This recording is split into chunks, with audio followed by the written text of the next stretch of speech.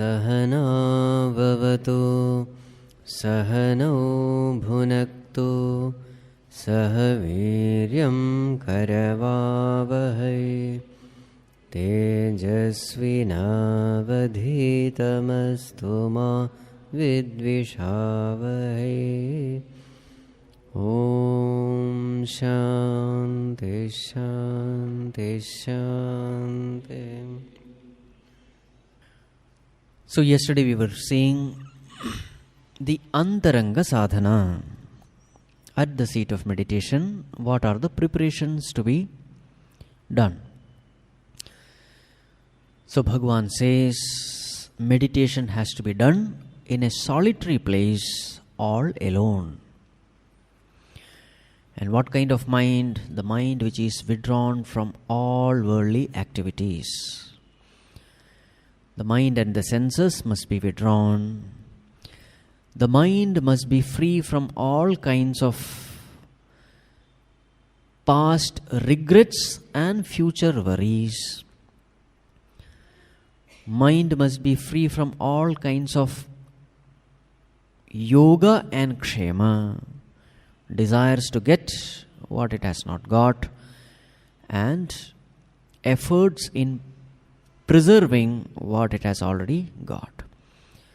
The mind must be free from all yoga and kshema, and then the seat is also described. Let it be firm and comfortable. Let the body be straight, not swinging. Neck,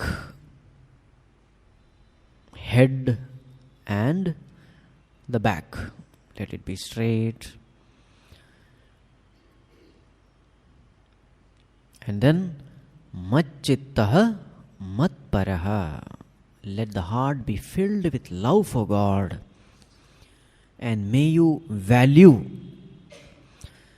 the very meditation, the very purpose of meditation. So keeping me in mind, loving me, respecting me, revering me. Reverence is love plus respect. You must love God, you must respect God. Thus be seated. And then when you fix your mind upon the Supreme Lord, what happens? What is the proof that you are meditating in the right direction? Shantim nirvana paramam mat samstham adhigacchati. You experience great amount of peace. And this depth and intensity of peace increases day by day as you progress in meditation. And what is the end limit of peace? Nirvana paramam. Nirvana means liberation, moksha, salvation. So that is a limit, paramam, which is limitless. So as you keep progressing in meditation, the shanti starts becoming deeper and deeper. The peace of your mind becomes deeper and deeper, and ultimately you experience limitless, infinite peace. Bhagavan says, mat samstham, which is my nature. Meaning, you experience God as immense peace. Now the next two verses, again Bhagavan comes back to Bahiranga Sadhana, general disciplines to be followed. Let us chant 16 and 17. Natyasnatastu yogosti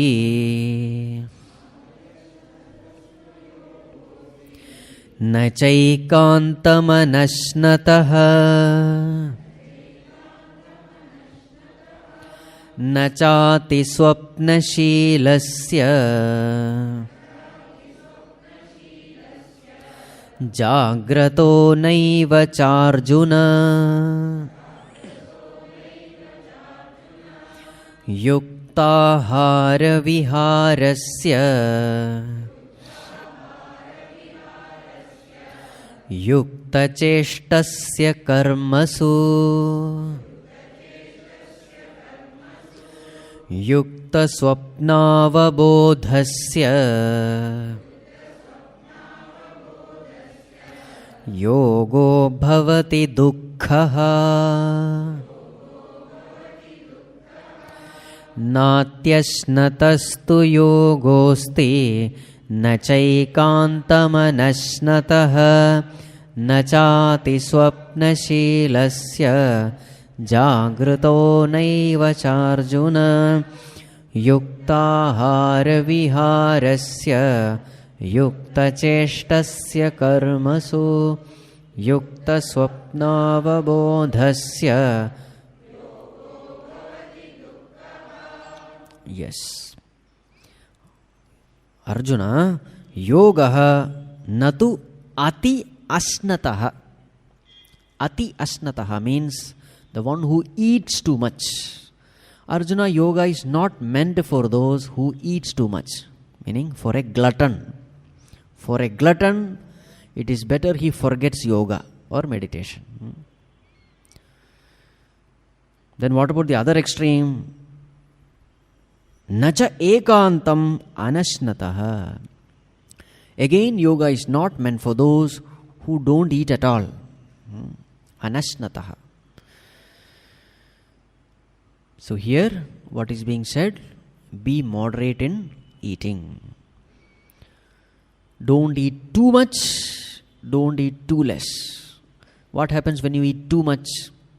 You experience a kind of discomfort. When you are bodily experiencing discomfort, you cannot meditate. Moreover, when you eat too much, all energy goes down in order to digest the food. No energy is left for the brain. So brain goes for a sleep. Again, when you don't eat too much, or again when you don't eat, what happens? Again you feel hungry, mind is thinking of food only. So you start meditating on food, not on God. This is what happens when you eat less. So Bhagavan says, don't eat too much, don't eat too less. Meaning, eat moderately. Now what is the measure? So in the Yoga Shastra it is said, Puraye dashanenardham tritiyamudakena tu vayo sancharanartham tu chaturtham avasheshayet. Let us assume that your stomach is divided into 4 parts, 4 quarters. So the Yoga Shastra say, fill the first 2 quarters with food, meaning fill half of your stomach with food. Then, Purayet ashanena ardham, half fill it with food. Tritiyam udakena tu, the 3rd quarter you fill it with udaka. Udaka means water. 3rd quarter fill it with water. Vayoho sancharanartham tu chaturtham avasheshayet. Leave aside the 4th quarter for vayoho sancharanartham, for the movement of air. So this is what the Yoga Shastra say. So fill half of your stomach with food. Now how will I know how much is half? So therefore what they say is, when you can eat a little more, then recede. So when you can eat one more chapati or one more dosa, get up. That is what they say. So there should not be any discomfort. The thing is, at the seat of meditation, you must be able to forget your stomach. And you can forget it only when you are comfortable. So be at ease. So this is with respect to food. What about sleep? Nacha ati swapnashilasya. Yoga is not meant for those ati swapnashilasya, people who sleep too much. Don't eat too much. What about the other extreme? Nacha jagrataha. Not for those who are awake for a long time, meaning who sleep too less. So again, you have to follow moderation with respect to sleep also. Not too less, not too much. Again, it depends on person to person. The food and sleep, no one can say this much alone. Each body metabolism is different, so you have to find out which is the balance. For some, 5 hours is enough. For some, 8 hours are needed. So according to your temperament of the body, you have to adjust. That is the whole point. So therefore Bhagavan says, Yukta ahara viharasya yukta cheshtasya karmasu yukta swapnava bodhasya yogo bhavati dukkhaha. Yukta ahara viharasya. That person who does yukta ahara and vihara. Ahara means food. Vihara means recreation. Yukta cheshtasya karmasu. In all activities, moderation with respect to all activities. So who is moderate in food? The one who is moderate in sleep, moderate in recreation, moderate in all kinds of activities. For him, yoga dukkhaha bhavati. Dukkhaha meaning dukkham hanti iti dukkhaha. Destroyer of sorrow. Yoga becomes a destroyer of sorrow, the one who does everything in moderation. Remember, including meditation, japa, etc. That also should be, in the beginning, it should be moderation alone. Many times what happens, half an hour of meditation, you experience great peace and joy, and then next day you sit for 3 hours of meditation. Suddenly don't jump from half an hour to 3 hours. Then the very same meditation will become dukkha swarupa, painful. It is something like a child who is growing. A small child may need only little quantity of food, but as the child grows, he needs lot of energy to create lot of troubles, shouting, running, quarreling, fighting. So he needs lot of energy. So slowly what happens? The intake of food also increases. In the same way, in the beginning, in spirituality, don't start with heavy doses of spiritual practices. Start with small amount, 10 minutes, 15 minutes of meditation. And slowly you will find that this 15 minutes, they are not enough. You still feel spiritually hungry. At that time, you start increasing it to half an hour. And again, a time comes when half an hour will not be sufficient for you. Sufficient in the sense you don't feel totally satisfied, fulfilled. There is still that hunger remaining. Then slowly increase. This is the way you have to slowly increase your sadhana. Don't directly increase it. As your understanding about spirituality increases, as your purity of mind increases, there comes a time when more and more sadhana gives more and more joy. Then you have to increase it accordingly. This is what Bhagavan says. So this again comes as Bahiranga sadhana. General practice throughout the day, how you must live. Be moderate in everything. Buddha uses the term middle path. Follow the middle path. Give up the extremes. That is a point. Right. Now we will discuss the core meditation, or what is called as the Dhyana Swarupam. Till now what we have done is only preparation. We have not discussed what exactly is meditation. So let us chant verse number 18, 19, 20. Yada viniyatam chittam atmanyevavatishthate nisprihas sarvakamebhyah yukta ityuchyate tada yatha dipo nivatastha नेङ्गते सोपमा स्मृता योगिनो यतचित्तस्य युञ्जतो योगमात्मनः यत्रो परमते चित्तम् निरुद्धं योगसेवया यत्र चैवात्मनात्मानं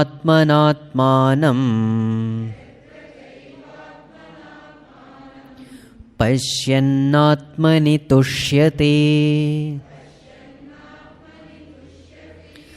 यदा विनियतं चित्तम् आत्मन्येवावतिष्ठते निःस्पृहः सर्वकामेभ्यः युक्त इत्युच्यते तदा यथा दीपो निवातस्थः नेङ्गते सोपमा स्मृता योगिनो यतचित्तस्य युञ्जतो योगमात्मनः यत्रो परमते चित्तं निरुद्धं योगसेवया यत्र चैवात्मनात्मानं पश्यन्नात्मनि तुष्यते.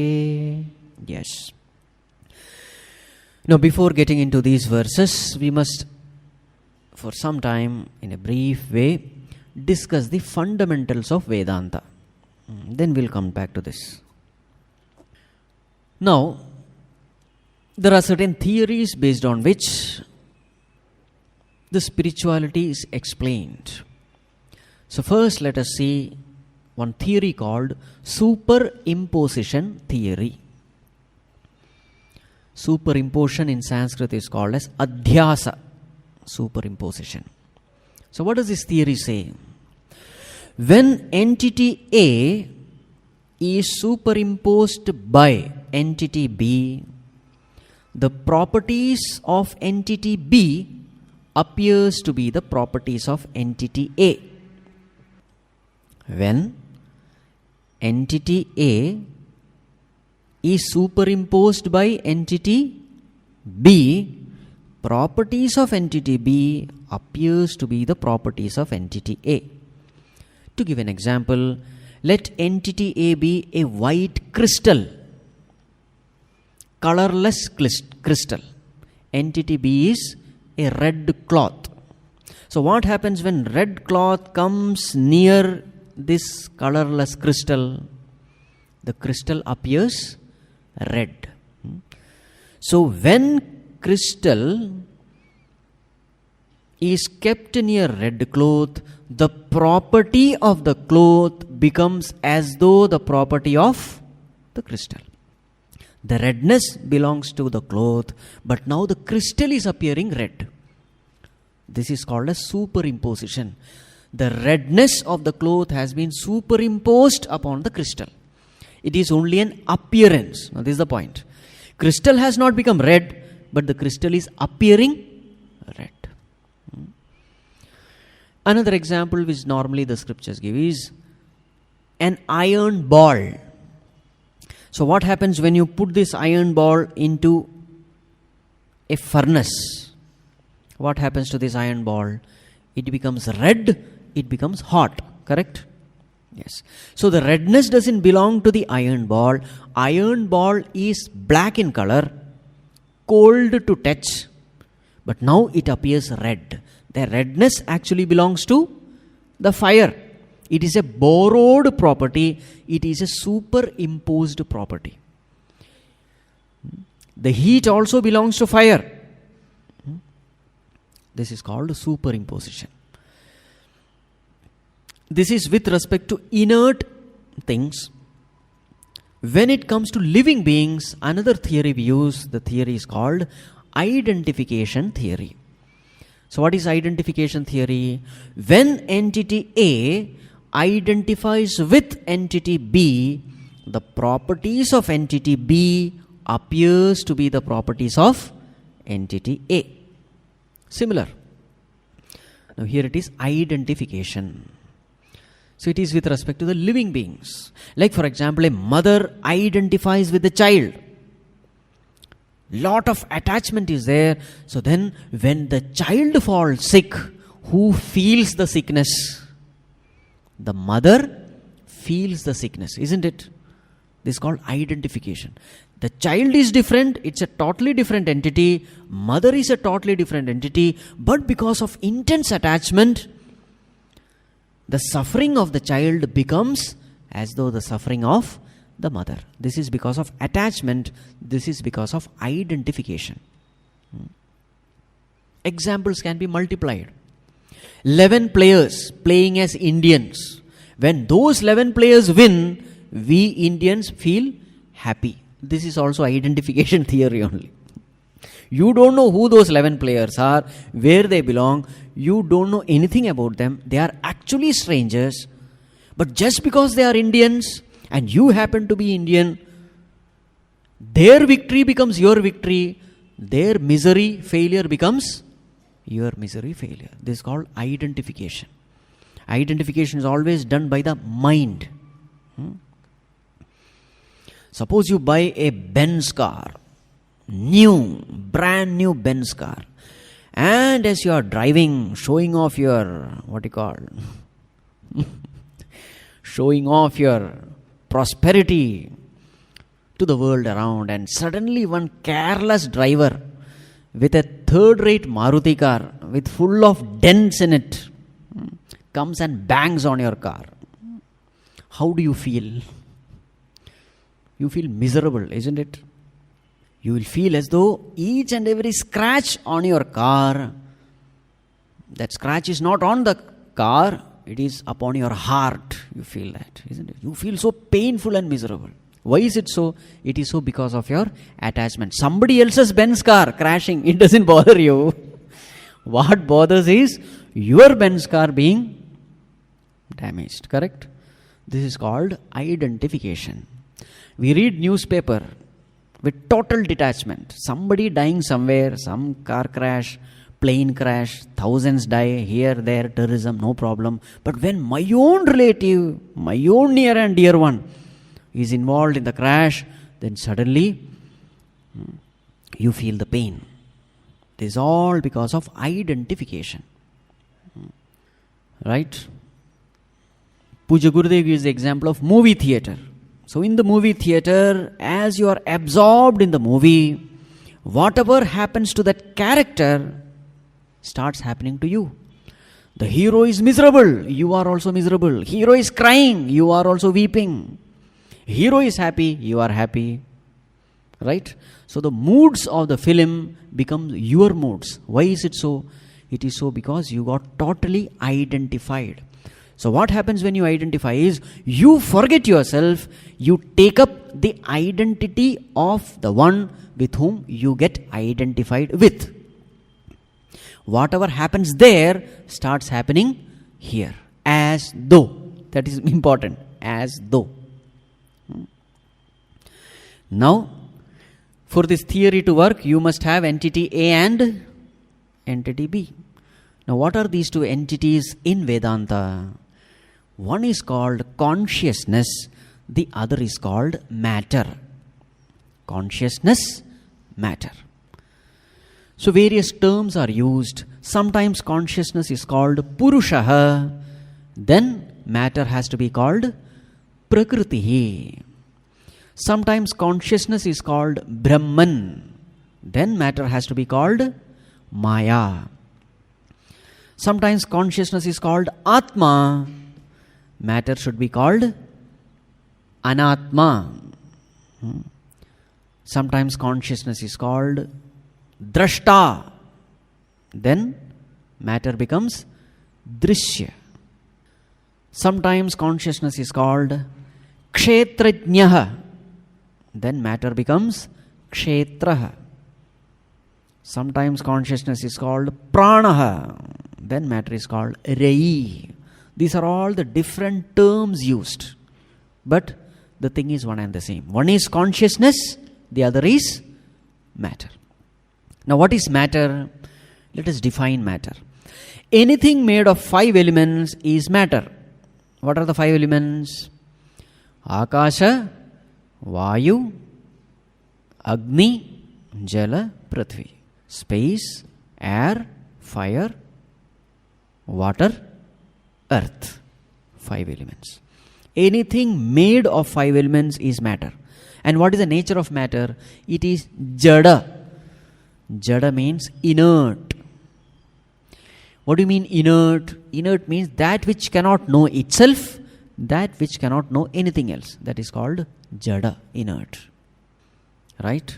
So what all comes under the category of matter? Whatever you see in the world, everything is matter. Because everything is made up of 5 elements. What about your body? How is the body nourished? It is nourished by food. So therefore body is also matter. What about your mind? Is it matter or consciousness? It is matter. It is also made up of matter. What is the proof? Stop eating food for 15 days. If you want to know. Stop eating food. You can survive. 15 days drink only water. You will find your ability to think stops. Your ability to recollect stops. The mind becomes blank because it has no energy to function. So therefore, the scriptures say the mind or the intellect or the thoughts, they are also nothing but matter alone. Now there is one thing which is not matter. And what is that? Consciousness. What is consciousness? I don't have to describe it. That because of which you are conscious. That is consciousness. You are conscious of the world. You are conscious of your thoughts. You are conscious of Shabda, Sparsha, Rupa, Rasa, Gandha. That because of which you are conscious of is called consciousness. Now what is the property of consciousness? Now we will list down 15 properties which are scattered in the Upanishads, in the Gita, etc. We will see 15 properties. Rather, pointers. There is no property for consciousness. They are all pointers. Number 1, Sat. It is Sat Swarupa. Sat means truth. Absolute truth. Sat means existence. Absolute existence is called Sat. So what is consciousness? Consciousness is of the nature of existence. Existence. Meaning it can never become non-existent. Sat. Second one, Chit. Chit means knowing principle or consciousness. Chit. That because of which you are knowing, you are aware. Chit. Chit also means sentiency giving principle. That which makes the inert thing as though alive. Sentiency giving principle. That is also called as Chit. For example, this body is inert. But what is that because of this? Because of which the body appears to be alive. That factor is called as Chit. That is consciousness. Mind is inert. But what is it that because of which the mind is able to think? That is called as Chit. Sentiency giving principle. Life principle. Chit.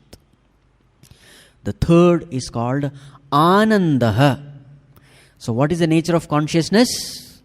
It is of the nature of bliss. It is of the nature of peace. It is of the nature of joy. Happiness. Sat, Chit, Anandaha. Fourth one, Anantaha. It is infinite. Anantaha. Fourth, Anantaha. Fifth, since it is infinite, it is Achalaha. One which doesn't move. It cannot move because there is nothing else other than this to move. Movement is possible only for a finite object. Finite object can move from where it is to where it is not. But now, since this consciousness is infinite, it cannot move. So sometimes the term used is achalaha. 5. Sixth, nityaha. It is eternal. Eternal. But is it changing eternal or non-changing eternal? Because, for example, we see river, perennial river we see. It is eternal, but it is changing eternal, because water is continuously changing. So what kind of eternity is consciousness? So therefore another term is used, kutasthaha, which has come in this verse also, describing an enlightened person, kutasthaha. Kutasthaha means that which remains like a kuta, anvil, meaning it is changeless. It is changelessly eternal. So that is term number 7. Term number 8. Agocharaha. That which cannot be known through the senses. That which cannot be seen, which cannot be heard, smelt, tasted or touched. Your senses cannot grasp it. But that because of which the senses work. Shrotrasya shrotram manaso manoyat vachoha vacham saupranasya pranaha. It is the ear of the ear, the eye of the eye, the mind of the mind. Meaning, it is because of consciousness that your eyes are functioning. Don't say, I cannot see, therefore there is no consciousness. Your eyes are seeing because of consciousness. To make this example clear, Pujya Gurudev used to give the example of torch. So what gives energy for the bulb to give light? The battery. But can the battery be seen in the light of the bulb? No. The moment you remove the battery, light is gone. The moment you put the battery in, light is there, but the battery is in. In the same way, it is this presence of consciousness which is enabling you to see, to hear, etc. But with this sense organs, you can never know consciousness. So, agocharaha, that is term number 8. Term number 9, achintyaha. You cannot see it through your sense organs, but can you think of it?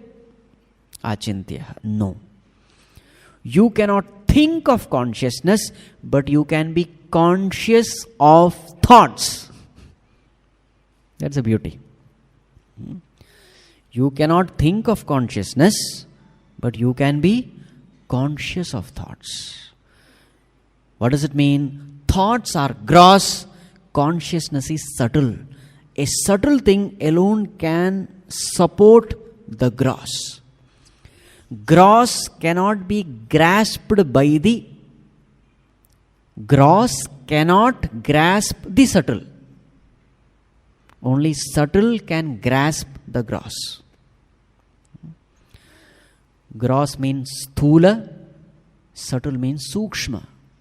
That which is sukshma can grasp the sthula. Sthula cannot grasp the sukshma. Consciousness is atyanta sukshma, the subtlest.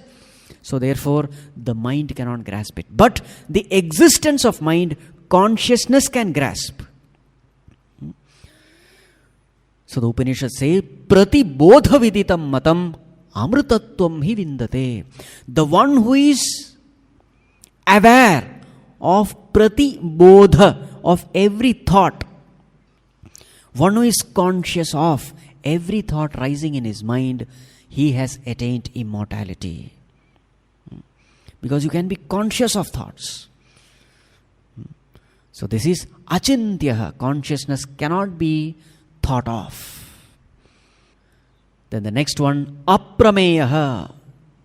It cannot become an object of knowledge. Why it cannot become the object of knowledge? It cannot become an object because it is the very subject. The subject cannot become the object. Like for example, seeing with your eyes. Can you see your eyes with your eyes? You can see everything else, but the eyes you cannot see. Correct? Your original eyes you will never be able to see in your life, provided you don't conduct operation. Your original eyes you will never be able to see. What will you see? You can at the most see your reflected eyes. Original eyes cannot be seen. So in this context, the subject is the eye. That eye cannot know itself. Eye can know everything else. Tongue cannot taste itself. Tongue can taste everything else. In the same way, this consciousness is the ultimate subject in you. Everything else is an object. So the term used is aprameya. Prama means knowledge. Prameya means object of knowledge. Aprameya means that which cannot be objectified. You cannot see it as an object. If you have to experience it, you have to experience it as a subject. This is me. I am this. This way you have to experience. Aprameya. Next term. Term number 11. Anirdeshyaha. This consciousness cannot be described by words. Then what are you doing? We are just giving pointers, not description. Pointer means what? Suppose there is a moon and I say, look at that beautiful moon. So what is my hand doing? My hand is not touching the moon. My hand is only pointing towards the moon.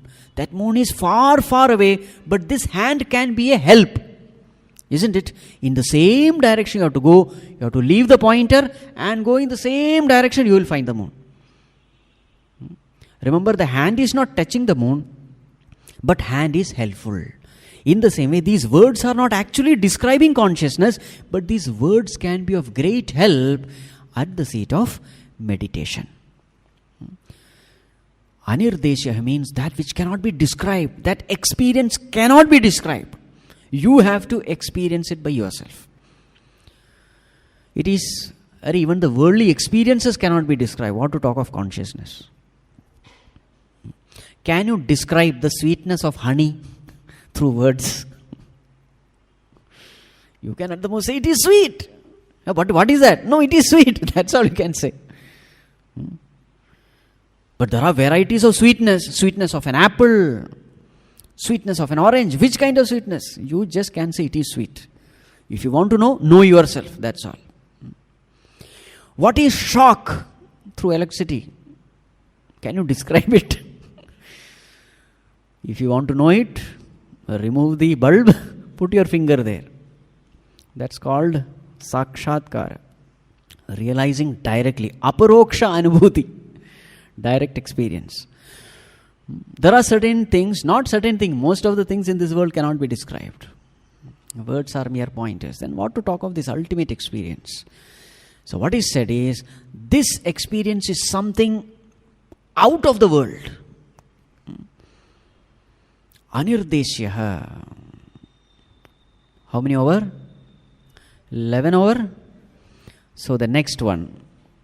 Atma. Atma. Atma means I. I is called Atma. I am. Sometimes it is called as self. So who is this consciousness? All this Satchidananda etc. He is not somebody somewhere beyond some clouds. It is you. It has to strike this way. So all these descriptions which you are giving, Anantaha, Achalaha, etc., we are not describing some phenomenon in this world. We are describing you. Atma means it is me. This way you have to understand. It is me. All these descriptions are about me. All the scriptures, they talk about you. Who is the hero in all the scriptures? I am the hero. This way you should read the scriptures.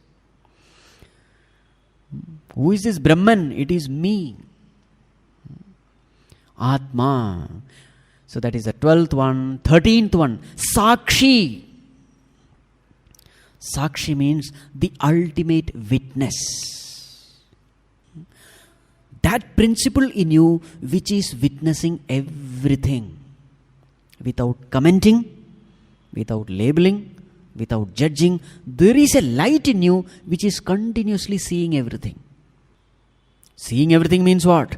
What you are seeing with your fleshy eyes, what you are hearing with your ears, everything it is witnessing, including your thoughts, it is witnessing. In its light, everything is known.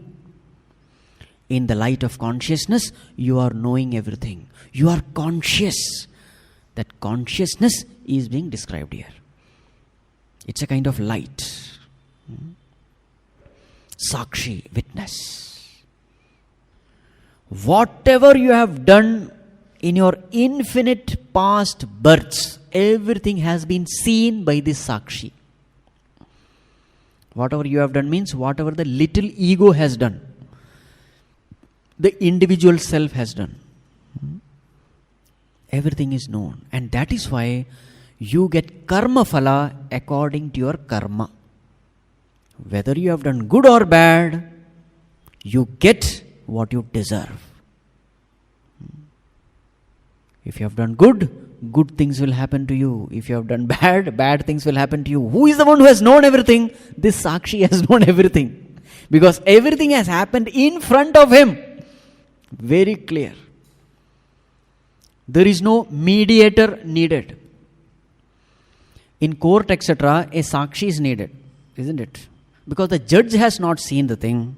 So he has to depend upon some witness in order to pass judgment. But as far as God is concerned, this consciousness is concerned, he need not have any witness because he himself was the witness. He was there very much when that thing happened. How was he there? He was there as consciousness. Even when a thief, before stealing, he has to plan how to steal. Remember, even when the planning is happening, consciousness is there, illumining the thoughts of stealing. Isn't it? This consciousness in you is God, is divine. Sakshi. It is a constant CCTV fitted, embedded in each and every one of us. Closed circuit TV. And the unique feature of the CCTV is its memory is infinite, no servicing is necessary, and there is no expiry date for this CCTV. It is on throughout. From the beginningless past, it has been on, it is on, it will ever remain on.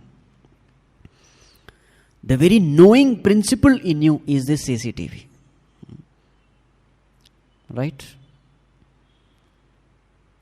Everything has happened in front of it. Recently, a research, it showed that the crime rates have reduced almost 99% wherever the CCTVs are kept. You know why? The moment you are under CCTV surveillance, you are alert. Because you are being watched. Isn't it? Everything is being recorded. And this 1% they say, crime rate is 1%. Why? What is this 1%? Those who can't read the board. This area is under CCTV surveillance. Those who can't read the board, they were the ones who did the crime. And they were the ones who were caught also. Very interesting. So just imagine one CCTV is kept inside. Where you are going to be born, which parents you are going to be born, which kind of instrument, which kind of body will be given to you, whether that bodily instrument, whether those, what you call, sense organs will be intact, will be healthy or not, whether your mind will be healthy or not, whether you will be born as an intelligent person or a mentally retarded person, everything is decided by our karma, and those karmas are recorded in this CCTV. This is this consciousness. You can't escape. Even when you are in deep sleep, this CCTV is on. Sakshat ikshate iti sakshi. The one who sees directly everything. Without any interference. Without any medium. That is the definition of sakshi. That is this consciousness. How many terms over now? 13. 14th one. Akarta.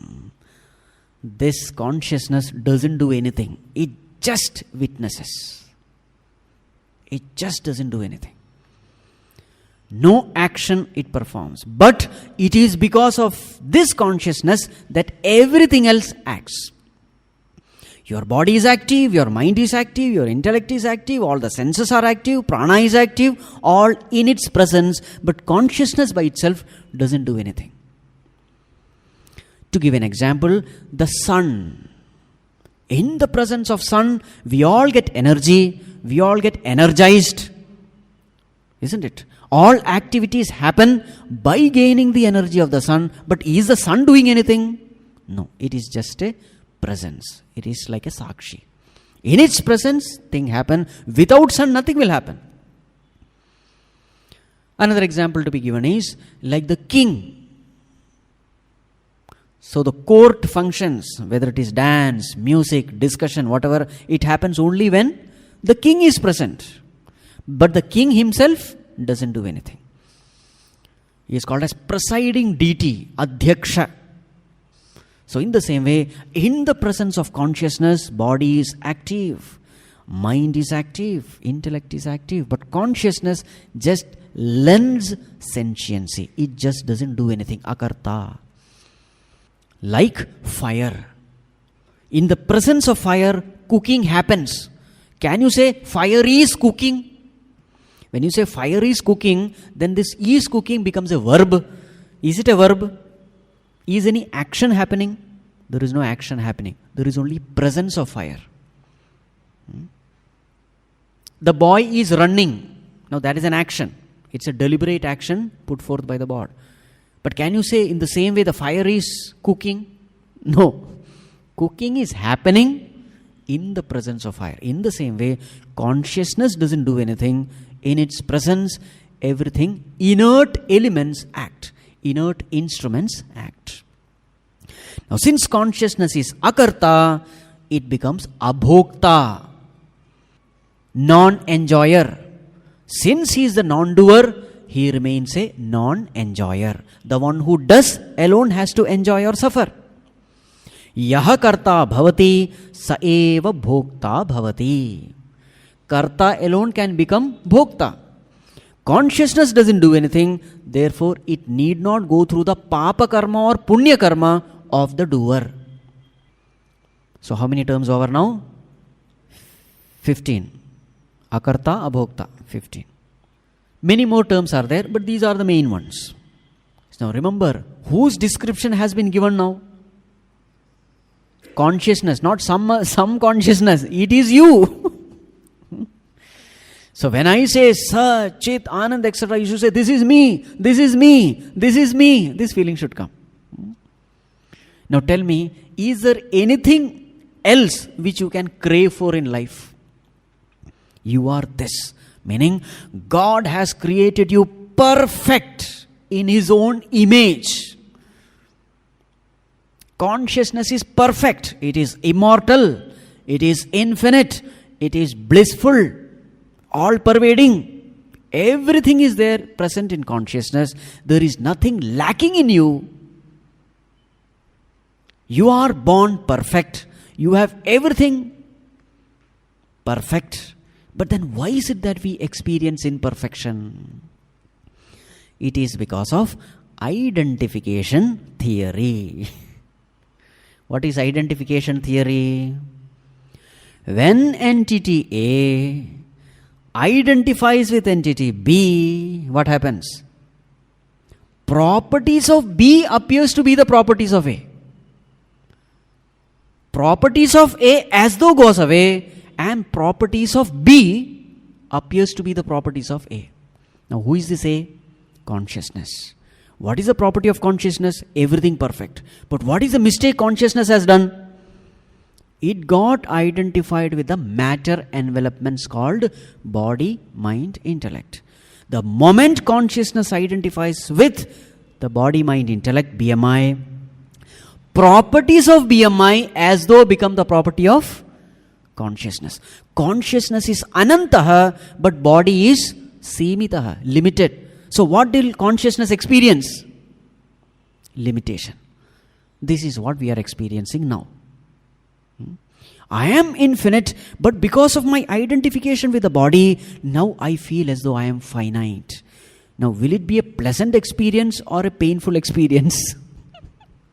An infinite being experiencing finitude. It is a painful experience. It is like a huge elephant caged in a small cage.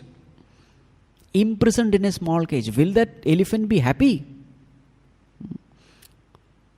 So now we think, I am this little one. If this body dies, I am also finished. Fool. You are the one who is supporting the body. It is not that you are being supported by the body. No. It is like the pot space thinking that I am existing because of the pot. Array. Now the pot space is feeling that it exists because of pot. But actually what is the truth? Pot is existing in space. Space is not existing in pot.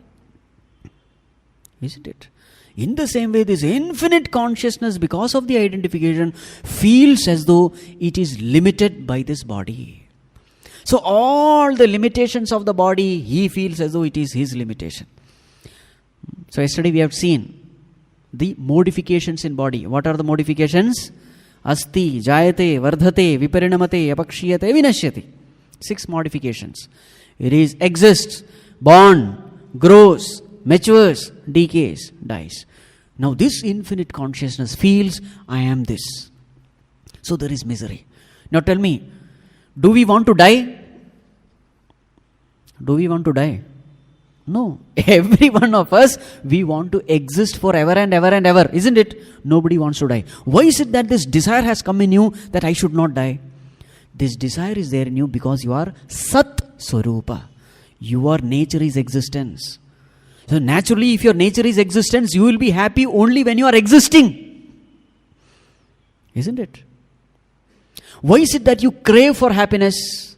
You crave for happiness because your nature is Ananda Swarupa. That which is your nature, you cannot but crave for it. Ananda is not a burden for us because it is our nature. But now because of this identification, limitations of the body becomes my limitation. Now what am I trying to do? I trying to beautify this body by exercising, by putting paint on the face. They call it makeup. By beautifying my hair, by beautifying my eyes, by injecting medicine so that wrinkles, they go away. I become wrinkle free. Fine. Improving the body will give you some relief. It is called some relief. But it is not going to give you perfect freedom from limitation. I am not saying don't exercise. You must keep your body fit. All higher meditation is possible only when your body is fit. Your mind is fit. Earlier it has been said, yuktahara viharasya. Keep your body fit so that you can do the higher sadhanas. If your body is not fit, your mind will think about the painful joints of the body only. Body has to be kept fit, no doubt. But don't pamper the body thinking that this is me alone. Look at these film stars, etc. How miserable they are in their old age. Why are they miserable? Throughout their body, they have pampered body so much thinking that this is me. And all their earning is only because of their beautiful bodies, isn't it? And when that beauty goes away, they become like fish out of water. They become so miserable. All this Mr. Universe, etc. Up to some age, okay, you can show off your muscles, bulging muscles. But a time comes when all the muscles become weak. They start hanging. And they become so miserable. Though they don't come out in public life. To such an extent they become miserable. Why is it so? It is so because they are so identified with their body. It is so because they never attended satsang. Only satsang, this knowledge is given to you. That you are not this body, Baba. You are consciousness, which is infinite. So now, what should be the purpose of meditation? Problem has come because of identification. So what should be the solution? Solution should be disidentification. I identify myself with a limited body, therefore I am experiencing my limitation. If I want to get rid of my limitation, there is only one way. Disidentify with the body, identify yourself with consciousness. Yes or no? Yes. This is the purpose of meditation. Now see the verse number 18. Yada viniyatam chittam atmani eva avatishthate. So what has to be done? Chittam should be viniyatam. Viniyatam means withdrawn. Viniyatam means disidentification. Chittam means mind. Identification happens in the mind, so the mind has to do this. What? Disidentify with from what I am not. Identify with what I am. Disidentification from what I am not. Identify myself with what I am. So this is exactly what he said. Viniyatam chittam. Withdraw the mind. From where? From your body, from your mind, etc. Which you are not. And then fix that mind. Atmani eva avatishthate. Fix that mind in Atman. Atman means the self. Atman means consciousness. Withdraw the mind from Anatma. Fix the mind in the Atma. This is called meditation. So at the seat of meditation, when you sit, your mind will be thinking of the world. Drop the world. Your mind will be thinking of yourself. Drop it. And in the mind, thoughts will be there. What are you supposed to do? Withdraw the mind from the thoughts. Start paying attention to consciousness. Because you are consciousness. You have two choices in meditation. Either you can pay attention to thoughts, get identified with thoughts, and go along with thoughts. Then what happens is vikshepa. Your mind wanders. The moment you identify with thoughts, thoughts multiply. What are you supposed to do? You are supposed to witness thoughts. Just be aware of thoughts. Pay attention to consciousness. The moment you disidentify with thoughts, the moment you witness the thoughts die down. Identify with the thoughts multiply. Disidentify from thoughts die. So how do you disidentify with the thoughts? Thoughts are there, you just remain rooted in witness. Remain rooted as witness in consciousness. Then what happens? Thoughts die down. When thoughts die down, the mind also dies down. Because mind is nothing but flow of thoughts. Thoughts are removed. What remains? No mind remains. Mindlessness remains. Then ultimately what remains? Only consciousness remains. Yada viniyatam chittam atmani eva avatishthate. As you are abiding more and more in consciousness, abiding more and more in I, the pure I, abiding more and more in the witness, what happens? You will find the experience of bliss starts increasing. Because what is the nature of the self? Ananda Swarupa. So as you are abiding more and more in consciousness, you start experiencing tremendous amount of bliss proportional to your abidance, proportional to your witnessing. And when that mind, dying mind, experiences such an amount of joy, what happens? Nisprah sarvakamebhyah. See the next term. Nisprah sarvakamebhyah. Sarvakamebhyah nisprah. Nisprah. Spraha means craving. Craving for pleasures. Craving for happiness. The desires in the mind dies. Because why does the mind desire objects of the world? It desires in order to gain happiness. The mind is going out in order to gain happiness. Now that mind is gaining happiness right here in myself, then what happens to the mind? Mind drops the desires. Nisprah, free from cravings, free from all kinds of desires. What mind wants is happiness. It is getting right here. Why should it go out? Suppose you feed your dog with good food. Dog biscuits. Very, very tasty dog biscuits. Will that dog go out into the street to eat filth? No, it will remain at your feet, wagging the tail. Correct? In the same way, today our mind is running around in the world because it is poorly fed. You are not giving real joy for the mind. So therefore the mind is seeking joy in the sense world. And what kind of joy it gets? Little joy and lot of pain. Isn't it? Healthy food it doesn't get. That is why our mind is unhealthy, because it is being fed with unhealthy food of the pleasures of the world. Now here is a Mahatma who is feeding his mind with the best food, with the bliss of Atman. So that mind remains in you, abides in the self, remains in consciousness. Such a mind becomes totally silent.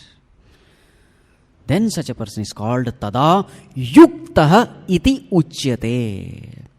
Such a person who has silenced his mind, a mind which is free from all kinds of cravings, a mind which is free from all kinds of doubts, worries, fears, a mind which is fully happy, thoroughly contented, a mind which has thus become a no mind.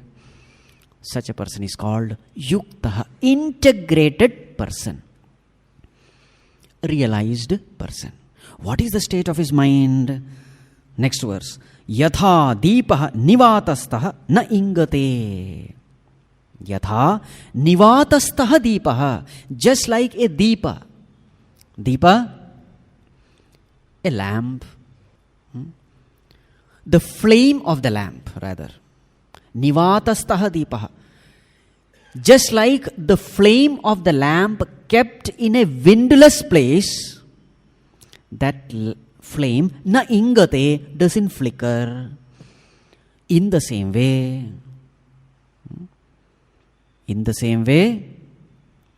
Atmanaha yogam yunjataha yoginaha yata chittasya. In the same way, the chitta of the yogi who is meditating upon the self. Chitta means mind.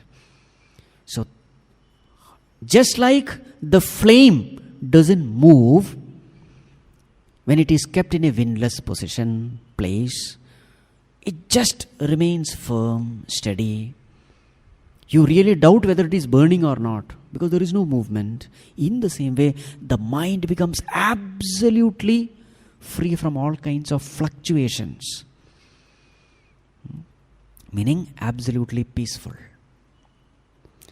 Upadesha Sara, what is the example given? Ajyadharaya srotasasamam sarala chintanam viralataf param. Example given is like that the flow of ghee, clarified butter, constantly. That flow is so steady that you don't even doubt. You doubt whether there is a flow or not. It's so steady. In the same way, the yogi's mind remains firm, steady, peaceful, silent in the self. Then what is his experience? Yatro paramate chittam niruddham yoga sevaya. This yogi is doing yoga seva. With this yoga seva, what has happened? This chittam which is niruddham, fully restrained, fully withdrawn. Yatra uparamate. Uparamate means completely becomes silent. Withdrawn and silent. What remains then? Yatra chaiva atmana atmanam atmani pashyan tushyati. What remains is only the self. So this yogi experiences the self, by the self, in the self, and thus remains contented. In short, what remains is only the self, Atma, which is consciousness. So consciousness, abiding in consciousness, in consciousness. And what is the nature of consciousness? Ananda. So there is only bliss, there is only happiness. There is only I am feeling. Now what is our experience? I am so and so is our experience. I am a man, I am a woman, I am an engineer, I am a doctor, I am a businessman. This I am so and so. What will happen to I am so and so? This I am so and so will boil down to I am. Bas. Which is of the nature of bliss. Which is a state of being. You are just there. Time gone. Space gone. There is only an experience of here and now. These are all the different terms used, but it's all one and the same. Concept of space gone, concept of time gone, because space and time can be experienced only through mind. Mind is gone. Now there is only a state of being, a state of pure awareness, a state of pure consciousness. This is the final acme of meditation. The goal to be reached by a meditator. And then what happens to this meditator? Even a fraction of a second, that experience is enough. You have known yourself. Then what happens to him is what is going to be discussed next. Meaning, dhyana phalam is going to be discussed, which we will see tomorrow. Let us sit in silence for some time. Just be conscious of your thoughts. Pay attention to consciousness. Abide in consciousness. Be disinterested in thoughts. Just witness the thoughts.